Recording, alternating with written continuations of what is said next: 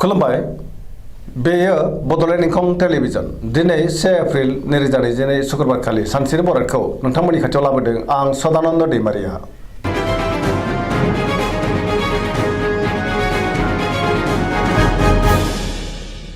सिगां फरायनो लादों मेष राशि गिबि हांखो अ ल।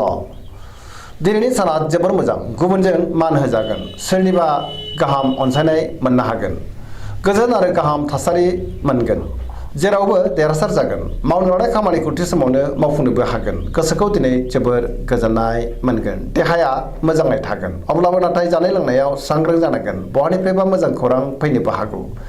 रांखावरियाव दिनै जोबोर मोजां, गोबां धोन आरजिनोबो हागोन, बेफार फालांगियावबो गोबां मुलाम्फा मोनगोन, सोरबा आगुनि लोगोजों बहाबा लोगो मोननानै गोसोखौ दिनै बांसिन गोजोननाय मोनगोन, लोगोफोरनि हेफाजाबखौबो मोनगोन, न'खराव अननानै फैगोन, बिमा बिफानि अननाय आरो बोरखौ मोननो हागोन, बहाबा थाङोब्ला दिनै जोबोर मोजां आरो मोजाङैनो हान्थिनोबो हागोन, गुबुननि गोसोखौ गोरलैयैनो बोनो हागोन, गोसोनि बोलोआ बांगोन, समाजावबो मान मोनगोन, लाइमोनफोरा मोजां खौरां मोननो हागौ, गोसोनि बोलोआ बांगोन, दिनै जोबोर रमान्टिकबो जागोन, फरायसाफ्रा फरायनायाव गोसो दुंखांगोन आरो मोजां फिथाइ मोननोबो हागोन।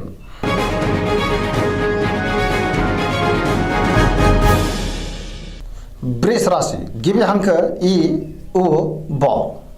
दिनैनि साना जोबोर मोजां, सोरजोंबा बाख्नाय जागोन, गोसोखौ दिनै जोबोर गोजोननाय मोनगोन, गोसोनि बोलोआबो बांगोन, मावनो लानाय खामानिखौ थि समावनो आरो गोरलैयैनो मावफुंनोबो हागोन, समाजाव गोबां मान मोनगोन, गुबुनजों मोजां सोमोन्दो लाखिनो रोंगोन, रांखावरियाव जोबोर मोजां, गोबां धोन आरजिनो हागोन, बेफार फालांगियावबो जोबोर मोजां मुलाम्फा मोनगोन, आयआबो बांगोन, गोबां मुंदांखा सुबुंजों लोगो मोनज्लायनोबो हागौ, न'खराव बिसि फिसायनि गेजेराव अनलायनाय फैगोन, देहायाबो दिनै मोजाङैनो थागोन, गुबुननि हेफाजाबखौ थोजासे मोनगोन, जायखि खामानि मावा मानो मोनफ्रोमबो खामानियावनो दिनै जाफुंसारगोन आरो गोरलैयैनो मावफुंनोबो हागोन, लोगोफोरनि अनसायनाय मोनगोन, गोसोनि साननाय आरो लुबैनायफ्रा मोगथाङाव जाफुंगोन, पजिटिभ साननो रोंगोन आरो पजिटिभ एनार्जिनि गोहोमबो गोग्लैगोन, लाइमोनफोरनि गोसोआ दिनै जोबोर रमान्टिक जागोन आरो गावबा गावनि गोसोनि साननायखौ फोरमायलायनोबो हागोन। सरासनस्रायै दिनै साना जोबोर मोजां आरो मोजाङैनो बारग'लांगोन।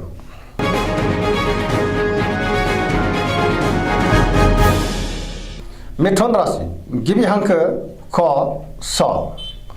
दिनैनि साना मोजां आरो गाज्रिनि गेजेरजों बाबेनलांगोन, सोरजोंबा एना एनि एबा नांलाय खमलायबो जानो हागौ, गोजोन आरो गोग्गो थासारि मोनाबो जानो हागौ, गोबां बिथिङाव नेगेटिभ साननाय फैगोन, गुबुननि अनसायनाय मोननो गोब्राब जागोन, गोसोखौ जोबोर गुलाय गुजाय आरो उसुखुथु मोनगोन, देहाया मोजाङै थागोन, अब्लाबो नाथाय जानाय लोंनायाव सांग्रां जानांगोन, रांखावरियाव मोजां, बेफार फालांगियावबो मोजां होनजायो, न'खराव दिनै अनलायनायनि आंखाल जानोबो हागौ, गोसोनि बोलोआ बांगोन, मावनो लानाय खामानिखौ मावफुंनो हागोन, सोरबा लोगोनि हेफाजाबखौ मोनगोन, गुबुनजों मोजां सोमोन्दो लाखिनो गोब्राब जागोन, लाइमोनफोरनि गोसोआ दिनै आला खाला जागोन, नेगेटिभ एनार्जिनि गोहोमबो गोग्लैनो हागौ, सांग्रां जानांगोन।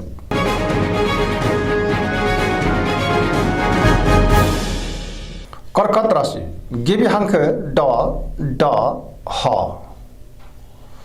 दिनैनि साना मोजां आरो गाज्रिनि गेजेरजों बाबेनलांगोन, सोरबा लोगोनि हेफाजाब मोननो हागौ, गोसोनि साननायफ्रा मोगथाङाव जाफुंगोन, गोसोआव पजिटिभ साननाय फैगोन, गोथों आरो गोग्गो साननो रोंगोन, मावनो लानाय खामानिखौ मावफुंनो हागोन, रांखावरियाव मोजां, नाथाय अब्लाबो खरसायाबो बांगोन, बेफार फालांगियाव मोजां मुलाम्फा मोनगोन, न'खराव अनलायनाय फैगोन, देहाया नाथाय बारा मोजां थानाय नङा, गोबां रोखोमनि देहायारि जेंनाजों मोगा मोगि जानांनो हागौ, जानाय लोंनायाव सांग्रां जानांगोन, गोसोखौ उसाव बादाव मोनगोन, गुबुननि हेफाजाब मोनगोन, न'खराव अनलायनाय फैगोन, समाजावबो मान मोननो हागोन, फरायसाफ्रा फरायनायाव गोसो दुंखांगोन आरो मोजां फिथाइ मोननोबो हागोन, लाइमोनफ्रा बहानिफ्रायबा मोजां खौरां मोननोबो हागौ।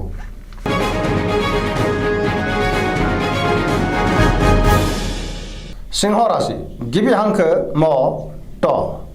दिनैनि साना बारा मोजां नङा, गोजोनै थानो हानाय नङा, गोसोनि साननायफ्रा देबार नांगोन, मोननो लुबैनायखौ मोनाबो जानो हागौ, समाजाव मान मोनगोन, गोसोआव नाथाय नेगेटिभ साननाय फैगोन, मावनो लानाय खामानिखौबो मावफुंनो गोब्राब जागोन, सोरबा लोगोनिफ्राय हेफाजाबखौ मोनगोन, बहाबा दावबायहैनो खाबु मोननो हागौ रांखावरियाव मोजां नाथाय अब्लाबो नाङा फाङा खरसायाबो बांगोन बेफार फालांगियाव मोजां गोसोनि साननायखौ दिनै गुबुननो फोरमायनोबो हागोन नखराव बिसि फिसायनि गेजेराव अनलायनाय फैगोन बिदा फंबायजों मोजां सोमोन्दो थागोन गुबुननि गोसोखौ बोनो गोब्राब जागोन देहाया मोजाङैनो थागोन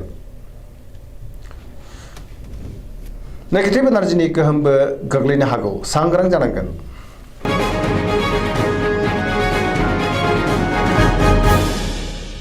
कन्या राशि गिबि हांखो प ट दिनैनि साना जोबोर मोजां गोसोनि बोलोआ बांगोन गोसोआव पजिटिभ साननाय फैगोन गोथों आरो गोग्गो साननो रोंगोन गियाननि आंखाल जानाय नङा रांखावरियाव दिनै जोबोर मोजां नाथाय अब्लाबो खरसायाबो बांगोन बेफार फालांगियाव जोबोर मोजां मुलाम्फा मोनगोन देहायाबो मोजाङैनो थागोन गोबां मुंदांखा सुबुंजों लोगो मोनज्लायनो हागौ नखराव दिनै अनलायनाय फैगोन गोबां खामानियाव मुखुबबो थागोन सोरजोंबा बाख्नाय जानोबो हागौ गोसोखौ दिनै जोबोर गोजोननाय मोनगोन जायखि खामानि मावामानो मोनफ्रोमबो खामानिखौनो दिनै मावफुंनो हागोन पजिटिभ एनार्जिनि गोहोम गोग्लैगोन गुबुननि थाखाय गोबां मोजां खामानि मावनानैबो होनो हागोन देहायाबो मोजाङैनो थागोन लाइमोनफ्रा जोबोर रमान्टिक जागोन आरो गोसोनि साननायखौबो फोरमायलायनो हागोन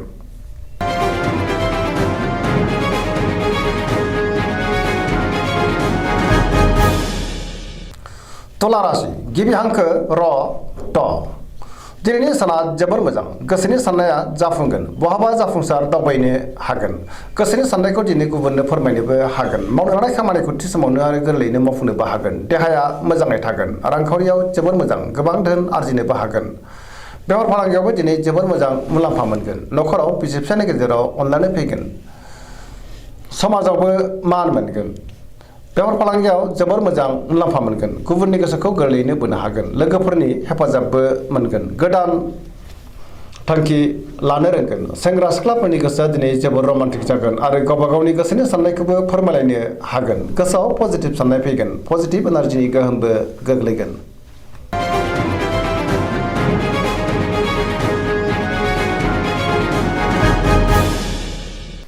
वृश्चिक राशि गिबि हांखो न स दिनैनि साना मोजां आरो गाज्रिनि गेजेरजों बाबेनलांगोन गोसोखौ जोबोर गुलुं गुजुं मोनगोन समाजाव लोगो लेवा बांगोन सोरबा गोजाम लोगोजों बहाबा लोगो मोनज्लायनो हागौ गोसोआव गोग्गो आरो गोथों साननाय फैगोन मावनो हानाय खामानिखौबो थि समावनो मावफुंनोबो हागोन गुबुननिफ्राय थोजासे हेफाजाबबो मोनगोन गोसोनि साननाया जाफुंगोन गोसोनि बोलोआबो बांगोन समाजाव मान मोनगोन नखराव बिसि फिसायनि गेजेराव अनलायनाय फैगोन बिदा फंबायजों मोजां सोमोन्दो थागोन रांखावरियाव मोजां नाथाय अब्लाबो नाङा फाङा खरसायाबो बांगोन बेफार फालांगियाव मोजां देहाया दिनै बारा मोजां थानाय नङा गोबां रोखोमनि देहायारि जेंनाजों मोगा मोगि जानांनोबो हागौ बहाबा हान्थिनो खाबु मोनगोन जानाय लोंनायाव नाथाय सांग्रां जानांगोन गुबुननि हेफाजाबखौ मोननो हागोन फरायसाफ्रा फरायनायाव गोसो दुंखांगोन आरो मोजां फिथाइ मोनगोन लाइमोनफोरनि गोसोआ दिनै जोबोर रमान्टिकबो जागोन फरायसाफ्रा फरायनायाव गोसो दुंखांगोन आरो मोजां फिथाइ मोननोबो हागोन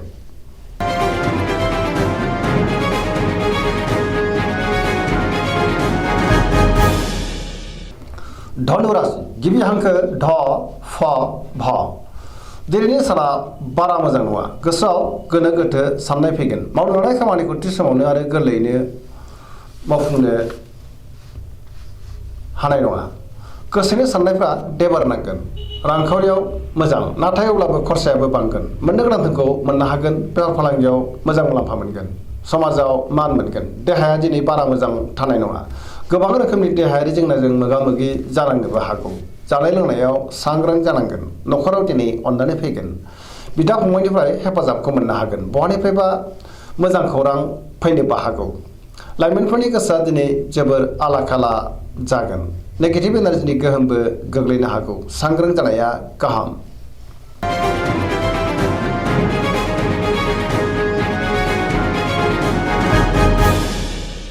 मकर राशि गिबि हांखो ख ज दिनैनि साना मोजां आरो गाज्रिनि गेजेरजों बाबेनलांगोन जेरावबो जाफुंसार जानो हानाय नङा गुबुननि थाखाय गोबां जेंनायाव गोग्लैनांनो हागौ गोजोननि आंखाल जानोबो हागौ गोसोनि बोलोआ लोरबां जागोन गोसोनि साननायफ्रा देबार नांगोन मावनो हानाय खामानिखौ मावफुंनो गोब्राब जागोन रांखावरियाव मोजां नाथाय अब्लाबो नाङा फाङा खरसायाबो बांगोन बेफार फालांगियाव मोजां मुलाम्फा मोनगोन गुबुनजों मोजां सोमोन्दो लाखिनो गोब्राब जागोन गोदान खामानियाव आखाइ होथ'वाब्ला मोजां। न'खराव अननानै फैगोन, बिदा फंबायनि हेफाजाबखौ मोननो हागोन। देहाया दिनै मोजाङैनो थागोन। सेंग्रा सिख्लाफोरनि गोसोआ दिनै जोबोर आला खाला जागोन। फरायसाफ्रा फरायनायाव गोसो दुंखांगोन आरो मोजां फिथाइ मोननो हागोन।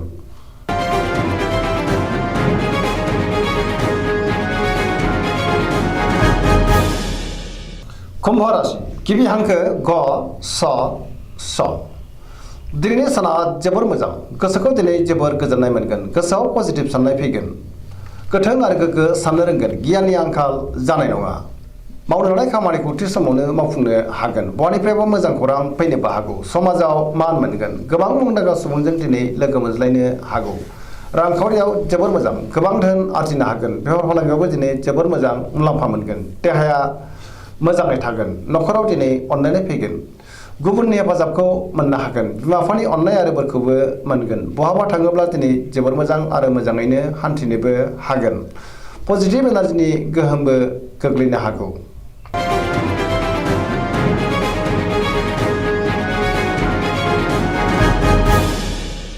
मीन राशि गिबि हांखो ड स। दिनैनि साना जोबोर मोजां। जेरावबो जाफुंसारगोन। सुथुरखौ गोरलैयैनो फेजेननो हागोन। गोसोआव पजिटिभ साननाय फैगोन। गोसोनि बोलोआबो बांगोन। गावनि गोसोनि साननायखौ दिनै गुबुननो फोरमायनोबो हागोन। देहाया मोजाङै थागोन। अब्लाबो नाथाय जानाय लोंनायाव सांग्रां जानाया गाहाम। गुबुननि थाखाय मोजां खामानि मावनानै होनोबो हागोन। रांखावरियाव जोबोर मोजां। आयाबो बांगोन। बेफार फालांगियावबो दिनै जोबोर मोजां। न'खराव अनलायनाय फैगोन। गोसोनि बोलोआ बांगोन। सोरजोंबा बाख्नाय जानोबो हागौ। लाइमोनफोरनि गोसोआ दिनै जोबोर रमान्टिक जागोन आरो गोसोनि साननायखौ फोरमायलायनोबो हागोन। दिनैनि राशि फरायनाया एसेनोसै। जोबनायाव बेखौनो खावलायो जाहाथे नोंथांमोना सानफ्रामबो जोंनि बे बड'लेण्ड इंखं टेलिभिजनखौ नायबाय थायो आरो साबस्क्राइब खालामो, लोगोसे लाइक खालामो आरो शेयार खालामो। एसेनोसै, गोजोन्थों।